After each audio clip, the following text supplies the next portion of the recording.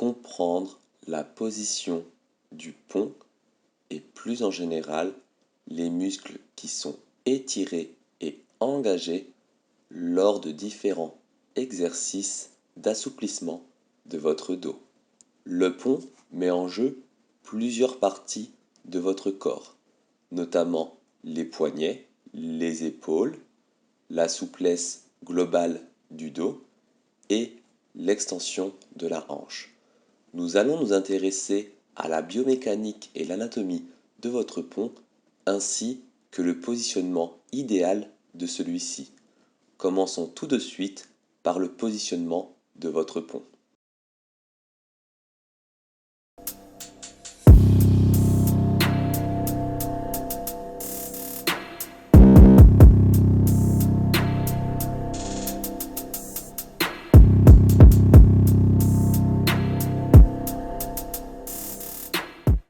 Exercice d'assouplissement du dos et de préparation à des cambrés plus avancés. Couché sur le sol, talons près des fessiers, essayez dans un premier temps de pousser le bassin le plus haut possible en vous concentrant sur l'engagement de vos fessiers pour utiliser votre extension de la hanche et l'enroulé de votre bassin, la rétroversion, à l'aide de vos abdos inférieurs.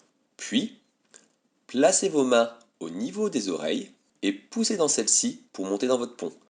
Imaginez que votre bassin lève votre corps vers le haut. Votre bassin ne descend jamais. Essayez de conserver les pieds largeur bassin et les mains largeur épaule, les pieds bien à plat, puis poussez dans celui-ci pour essayer d'emmener vos épaules au-dessus des poignets pour étirer vos épaules. Dans un idéal, essayez de conserver les bras tendus, engagez les triceps, et essayez de tendre les jambes, engagement du quadriceps. Évidemment, plus votre pont va être serré, plus il sera dur de tendre vos jambes. Dans un premier temps, l'objectif sera d'avoir les épaules au-dessus des poignets. Vos épaules, quant à elles, sont tournées vers l'extérieur. Imaginez que vos coudes ont envie de venir se toucher, ont envie de venir se faire un câlin. Tendez bien vos bras et utilisez vos jambes et l'extension de votre hanche pour pousser votre bassin vers le haut. Sentez également tous les muscles de votre dos s'engager pour vous aider à pousser la poitrine vers l'avant. Vous cherchez vraiment à enrouler le plus possible votre haut du dos. Prenons un petit peu de temps pour regarder les différents points clés de votre pont. Hanche. Essayez de bien rétroverser votre bassin et d'engager vos fessiers pour le pousser vers le haut. Vos jambes poussent activement vers le sol, un léger en dehors est acceptable, mais essayez de conserver les pieds largeur bassin et les plantes de pied bien au sol. Les mains sont également symétriques. Votre poids de corps est parfaitement réparti sur celle-ci. Elle repousse le sol, ce qui va vous permettre d'engager votre scapula pour aller chercher une extension complète des épaules. Si vous ressentez trop vos lombaires dans votre pont, essayez de vous demander si vos abdos inférieurs sont légèrement engagés ainsi que votre plancher pelvien. Le transverse doit également rester engagé. Ce n'est pas une contraction maximale, mais c'est une légère contraction qui vous permet juste de tenir votre dos. Intéressons-nous maintenant aux différentes parties de votre corps qui doivent être assouplies et qui sont mises en jeu lors de vos ponts. Dans un premier temps, les épaules. Il existe des exercices spécifiques pour isoler l'étirement des épaules. Pour notre pont, plus nos épaules sont souples, moins nous aurons besoin de compenser avec notre bas du dos. Lors de vos étirements épaules, les muscles principalement engagés sont les trapèzes et la coiffe des rotateurs, notamment pour stabiliser les épaules. Les muscles étirés sont vos dorsaux, les épaules et également les muscles pectoraux selon le stretch. Toute sensation de passement sur l'avant de l'épaule n'est pas normale et signifie que vous êtes soit mal placé, soit que quelque chose est défaillant.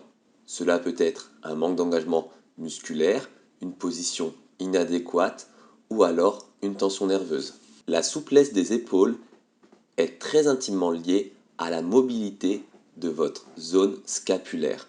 En effet, Lorsque nous voulons avoir les bras en extension au-dessus de la tête, les omoplates pivotent d'environ 60 degrés pour vous aider à atteindre cette position. Il est donc important de travailler cette mobilité. Le but du jeu sera d'avoir les bras complètement tendus, engagement des triceps et les épaules en rotation externe et d'arriver à atteindre un angle de 180 degrés, épaules alignées avec le dos de façon active si possible. Lors de vos assouplissements du dos, le renforcement de cette zone ne devra pas être négligé car les blessures liées aux épaules sont extrêmement fréquentes. Deuxième partie très importante, la colonne et principalement le haut du dos. Lors de vos stretches haut du dos, les muscles principalement étirés sont les pectoraux et les abdominaux et toute douleur dans le bas du dos et dans la nuque est signe d'un mauvais placement ou d'un engagement musculaire inadéquat. Plus vous gagnerez en haut du dos, moins vous aurez besoin de compenser avec votre bas du dos. Une fois de plus, il existe plusieurs exercices d'assouplissement permettant de mettre l'accent sur cette zone, dépendant de votre niveau actuel en souplesse et de vos capacités. Troisième partie, les lombaires.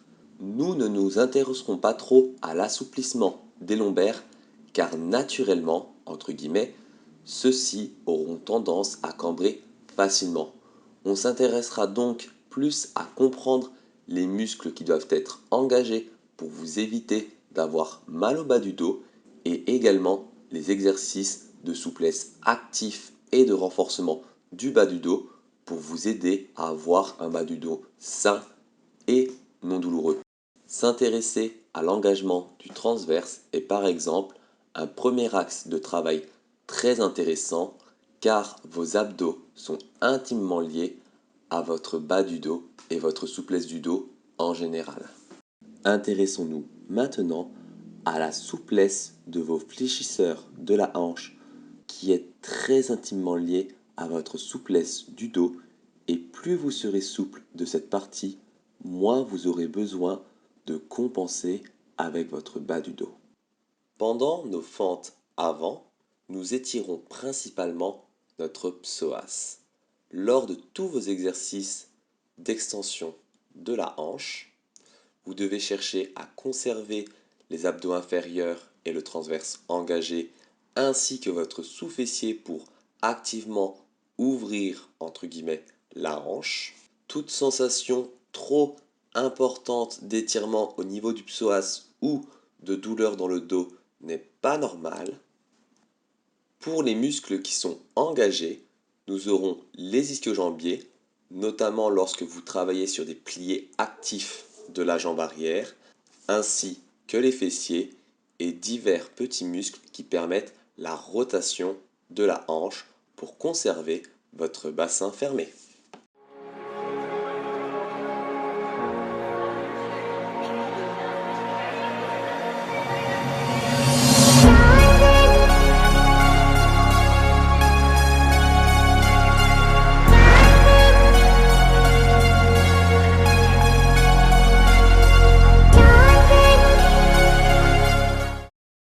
C'était Vincent et je vous remercie d'avoir regardé cette vidéo.